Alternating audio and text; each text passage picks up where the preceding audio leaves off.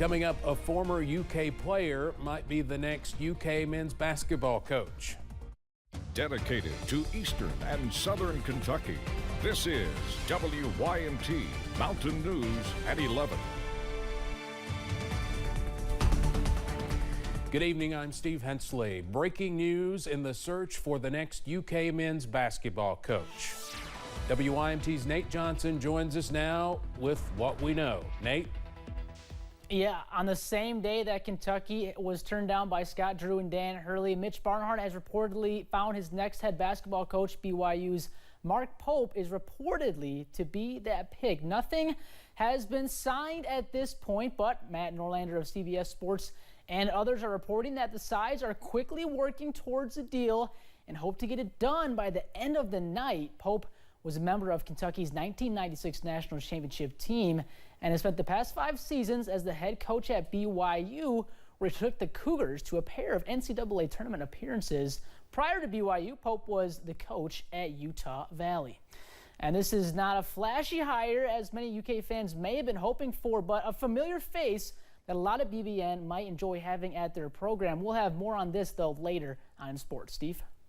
All right, Nate, thank you very much. You can always find the latest updates on the UK coaching search and get news alerts sent to your phone inside the WYMT News app and on WYMT.com. Of course, we'll have more later in sports.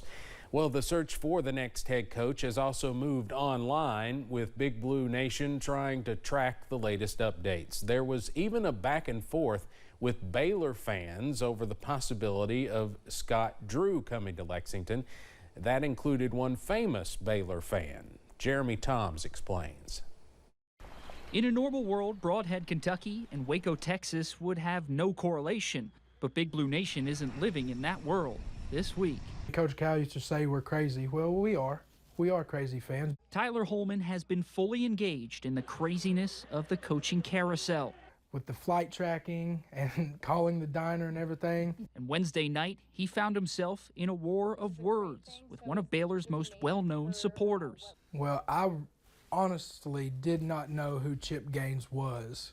Holman set off a spat between himself and HGTV star Chip Gaines, with Chip asking if he kissed his mother with that mouth. What did you say to that? The answer? I said, right on the forehead. Once his mom, Tanya, found out what was happening. I said, what have you done? You know, I didn't want no ill will between anybody. But Holman's heated exchange quickly turned wholesome. She acknowledged she does watch their shows, and Chip responded that he'll be sending her gifts from their Magnolia line of products. Holman says these past few days have shown the collective passion of this Kentucky fan base. I think the Big Blue Nation is hands down the best fans in the country. We're crazy in a good way because we care. You know, this means a lot to us. In Rockcastle County, Jeremy Toms, WKYT. Holman says he and his mom would like to return the favor to Chip. They're trying to arrange a gift basket for him full of Big Blue goodies and maybe even a bottle of Kentucky bourbon.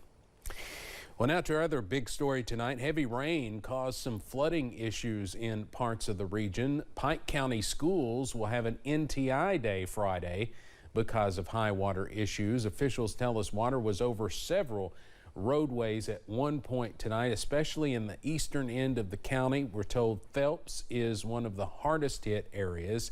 Now, it's not clear yet just exactly how much damage was done. No injuries have been reported.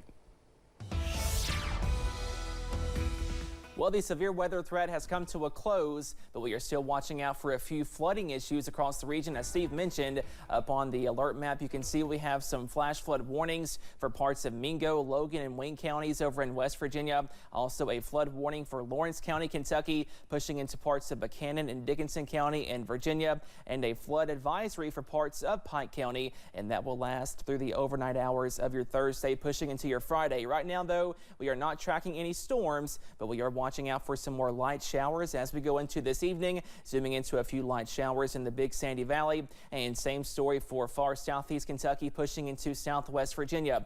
The big story overnight, some more light showers, but also some breezy winds, gusting up to 16 for Williamsburg, gusting to 24 in Jackson, also for London. And those temperatures are cooler at this hour. Most of us back in the 50s, and we see some 40s to wake up on Friday, and we stay chilly, also soggy and breezy at times on Friday. More details on that Friday forecast in just a few minutes. Steve? Cameron, thank you. Kentucky lawmakers return to the Capitol tomorrow for the final 2 days of the legislative session. They will face a number of bills vetoed by Governor Beshear. The governor vetoed 27 bills passed during the session. He also issued line item vetoes for parts of the state budget. During today's Team Kentucky briefing, Governor Beshear discussed his veto of House Bill 5, or the Safer Kentucky Act. And I could not in good conscience, with my faith, sign a bill that would virtually criminalize homelessness and would treat an abandoned car better than a car that had a person in it who was suffering from homelessness. My hope is that the General Assembly will take a second look at this. We'll split it into other bills which could easily pass in the last couple days. All of Governor Beshear's vetoes will face a Republican majority. The legislature must adjourn by the end of the day Monday. This is the 5th legislative session that has seen the Crown Act introduced. And as Jessica Umbro reports, there's a chance it will not pass yet again. I think there will be a day when it's finally passed. I regret it didn't happen when it was while I was there, but I'll celebrate it when it does. Another year, another missed shot at making the Crown Act law in Kentucky. Senator Whitney Westerfield sponsored this year's version of the bill. I think there's a lack of understanding of what the black community's got to deal with and the kind of discrimination that they've experienced. The bill would prevent discrimination based on natural hairstyles such as braids, locks, and twists. Some specialty styles at Smart Braids Braiding Shop in Lexington. This is God-given type of hair that is not man-made. It's something that they gave birth to people with it, and they grew with it. Owner Odelia Chindo says natural hairstyles are not just about expression. They're also about safety and personal care for people of color. When you have texture your hair, like with a relaxer that is no longer unnatural hair, you lost the texture of your hair. At times it makes your hair thin, at times it makes your hair break. Westerfield is leaving Frankfort after 12 years in the Senate, and he leaves with some frustrations. I'm saddened that there isn't more support for it, but we'll continue to educate and inform people so that the next General Assembly can consider it and maybe it can move forward. In Lexington, Jessica Umbro, WKYT. Meanwhile, a state lawmaker is pushing to have Senate Bill 99 voted on before the end of the session.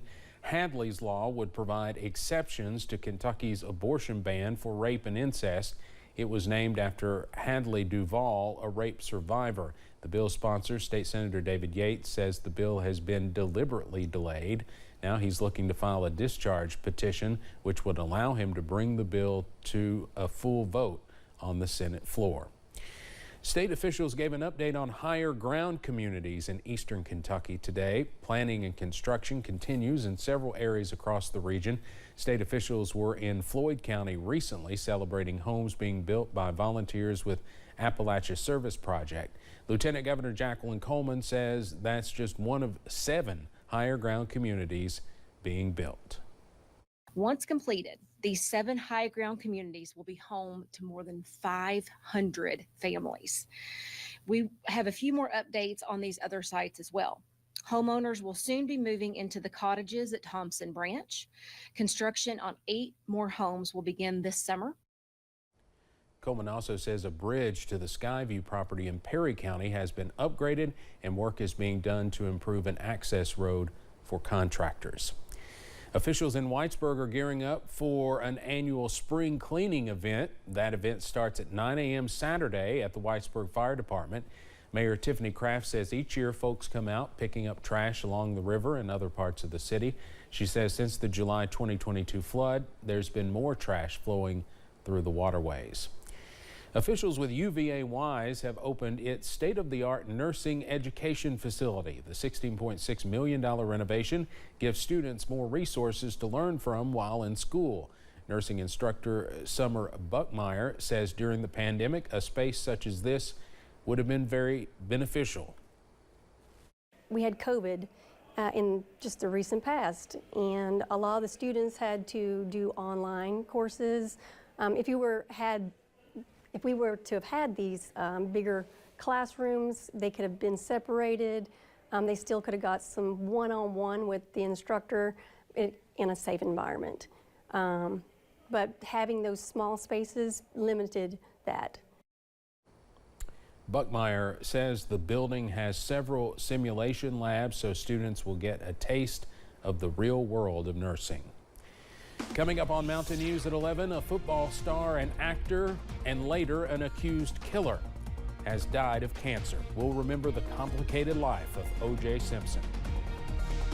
Plus, we are tracking some breezy winds, spotty showers, and cooler highs tomorrow. Your Friday forecast after this break.